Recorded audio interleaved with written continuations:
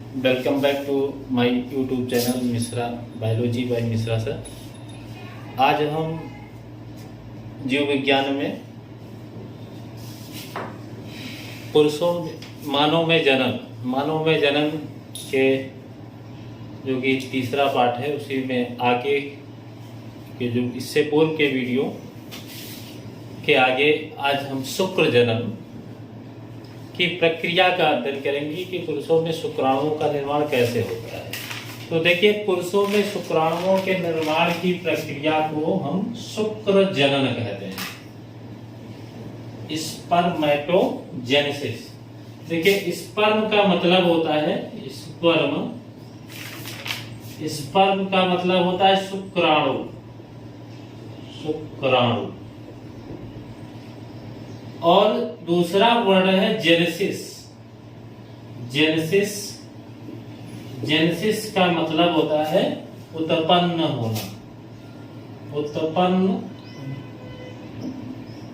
होना। तो इस तरह से स्पर्मेटोजेनेसिस का मतलब हुआ शुक्राणुओं का उत्पन्न होना। अब शुक्राणु जो उत्पन्न होते हैं ये टेस्टिस में होते हैं, वृषण में। तब शुक्राणुओं का निर्माण यानी कि प्रोसेस ऑफ स्पर्मेटोजेनेसिस की प्रक्रिया जो है ये वृषण में होती है।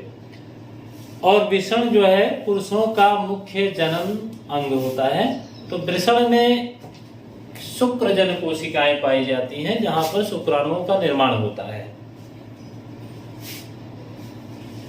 और ये शुक्रजन कोशिकाएं होती हैं शुक्र नलिकाओं में। वृषण में शुक्राणु का निर्माण कहाँ होता है? शुक्र नलिकाओं में। शुक्र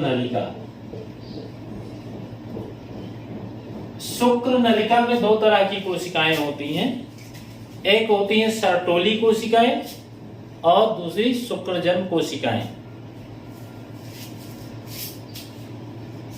या जननी कोशिकाएं कह सकते हैं। एक होती शुक्रजन नलिका में दो तरह की कोशिकाएं होती हैं। एक जननिक कोशिकाएं होती हैं, जननिक कोशिका, और एक होती हैं सर्टोली कोशिका। सर्टोली कोशिका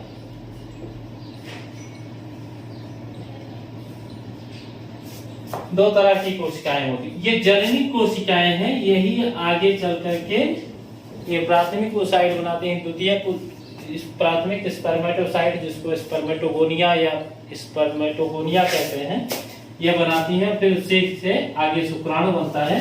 तो यहाँ पर हम शुक्राणु कैसे बनता है इसकी प्रक्रिया पूरी बताते हैं। देखिए, वृषण, मानव वृषण, ये वृषण है। तो मानव का वृषण 3 स्तरों से घिरा होता है, जिसको हमने ट्यूनिका, एल्बुजिनिया और ये मिडिल, मध्य स्तर और ये स्तर बताया था। ये 3 स्तरों से घिरा होता है। अब इसमें क्या होता है कि यहाँ पे शुक्रजन नलिका जो होती है, इसमें दो तरह की इसमें कोशिकाएं होती है। वृषण में अनेकों शुक्रजन नलिकाएं होती हैं जो शुक्राणुओं का निर्माण करती हैं। और ये शुक्रजन नलिकाएं दो तरह की होती। एक तो इसमें आपको इस तरह से दिखेंगी, इसको सर्टोली कोशिका कहते हैं। और सर्टोली कोशिका के अतिरिक्त कुछ क्यूबॉइडल इस तरह की कोशिकाएं होती हैं। ये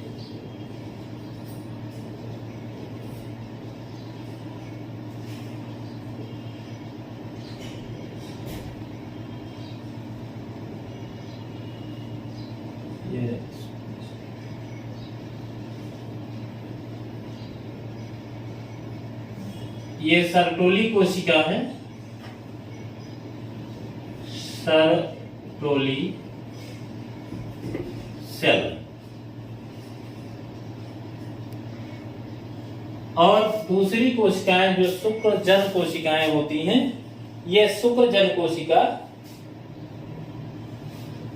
ये बनाती हैं स्पर्मेटोगोनियम, प्राथमिक शुक्रजन कोशिकाएं, ये प्राथमिक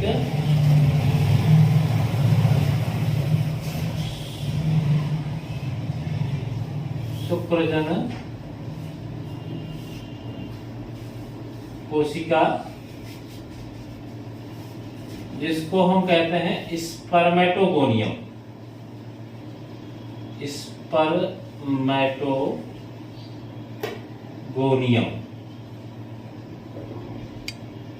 ये स्पर्मेटोगोनियम बार बार विभाजन करके एक प्राइमरी स्पर्मेटोसाइट बनाती है।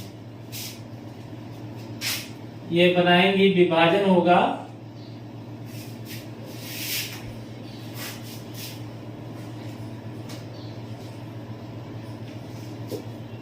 और विभाजन के बाद ये बनाएंगी प्राइमरी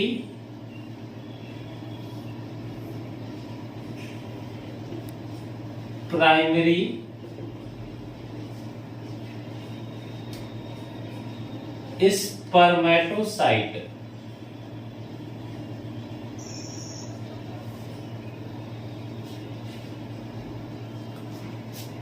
ये जो प्राइमरी स्पर्मेटोसाइट बनाती हैं, ये प्रारंभिक जननी कोशिकाएं या शुक्रजन कोशिकाएं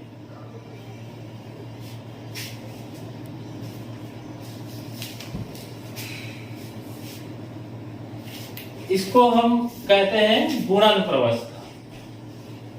मतलब ये विभाजन की प्रवस्था होती है, गुणन प्रवस्था होती है, और इसके बाद जो प्राइमरी स्पर्मेटोसाइट है, ये अर्धसूत्री विभाजन द्वारा, यानी कि by the process of reduction division के द्वारा, ये सेकेंडरी स्पर्मेटोसाइट बना लेता है। और जब सेकेंडरी स्पर्मेटोसाइट होता है तो ये वृद्धि करता है, तो वृद्धि करने के बाद इसको हम सेकेंडरी कहते हैं। तो ये हो गया सेकेंडरी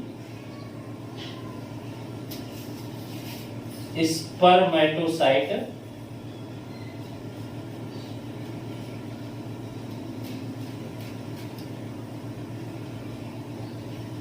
और सेकेंडरी स्पर्मेटोसाइट ये फेज ऑफ परिपक्वन में प्रवेश करता है, फेज ऑफ मैच्योरेशन। तो फेज ऑफ मैच्योरेशन में पहुंचने के बाद ये शुक्राणु जैसी रचना बना लेता है, इसमें ये इस तरह से कुछ,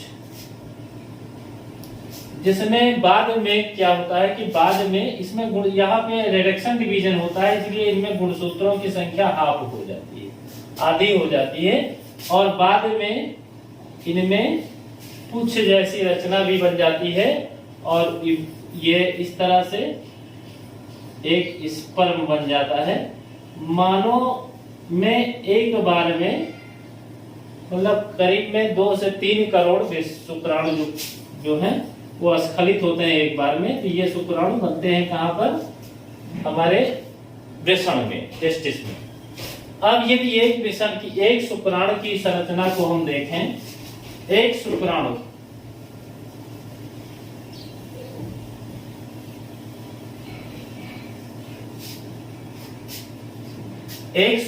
कुछ इस तरह से दिखाई देता है।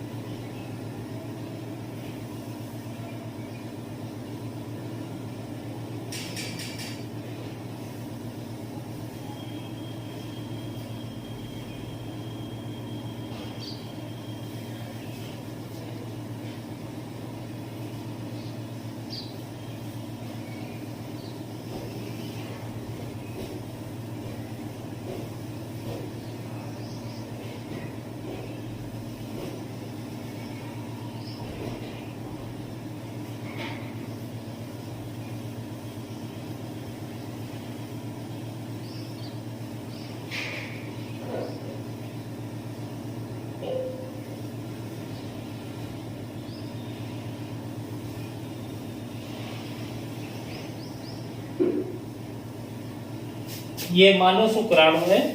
तो मानव शुक्राणु में एक सबसे बड़ा ऊपर की ओर ये भाग होता है, इसको हम यहां तक, ये इसको कहते हैं हेड। हेड या शीर्ष,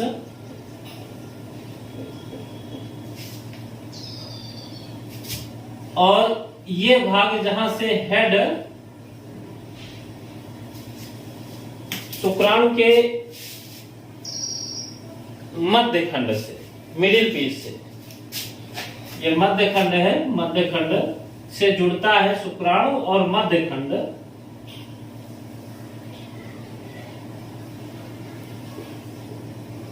इसको मिडिल पीस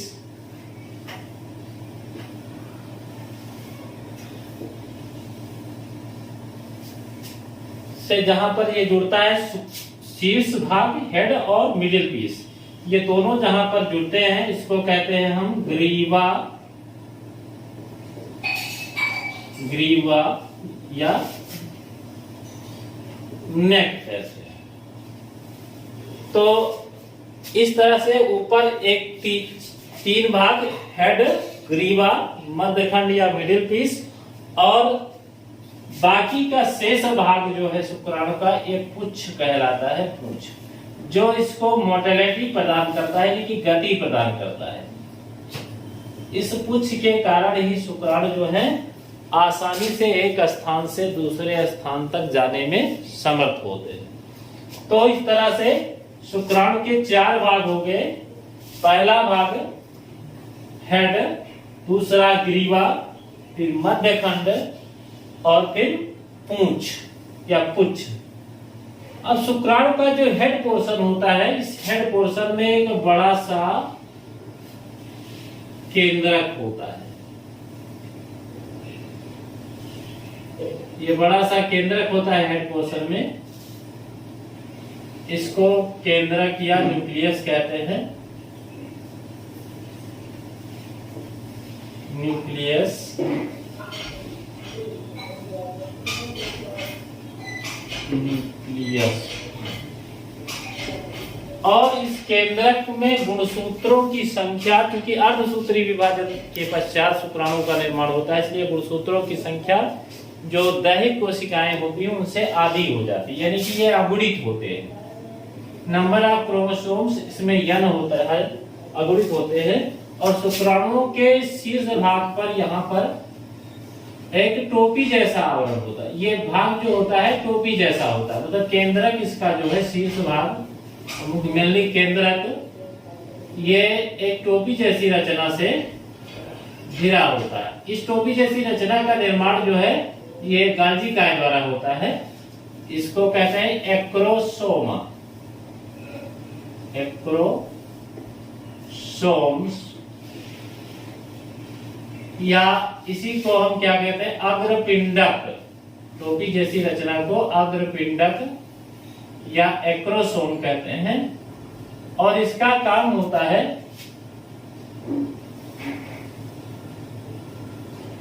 ये एक प्रकार का रासायनिक स्राव छोड़ता है, और इसका कार्य होता है जहां पर रासायनिक स्राव जब ये फैलोपियन नलिका में प्रवेश करता है निषेचन के लिए, शुक्राणु पहुंचता है, तो उस जगह पर जहां पे ये अंडे से अटैच होता है, यानी कि अंडाणु जो है, जैसे ये अंडाणु है, यहाँ पे शुक्राणु आ गया, तो जहां पे शुक्राणु यहाँ पे आता है, तो जहां पे संपर्क होता है अंडाणु से, उस जगह पर ये एक केमिकल पदार्थ, रासायनिक स्राव स्रावित करता है, जिससे क्या होता है कि इसकी इस जगह की, अंडाणु की इस जगह की, जो जहां पे कांटेक्ट हो रहा है, उस जगह की कुछ जो कला है वो गल जाती है या अपघटित हो जाती है, और शुक्राणु अंडाणु कोशिका में प्रवेश कर जाता है। इसी प्रक्रिया को हम निषेचन कहते हैं।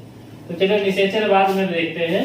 तो इसके ऊपर एक ये टोपी जैसी रचना पाई जाती है, जो शुक्राणुओं को बचाती भी है, सुरक्षात्मक आवरण भी प्रदान करती है, साथ ही साथ निषेचन के समय ये अंडाणुओं में प्रवेश करने में मदद करती है। तो इस तरह से ये पूरी प्रक्रिया जो है, मतलब शुक्रजनन कोशिकाओं या नलिकाओं के द्वारा शुक्रजन कोशिकाओं की सहायता से या द्वारा शुक्राणुओं के निर्माण की संपूर्ण प्रक्रिया ही शुक्रजनन कहलाती है। तो that's all about for today. Thank you.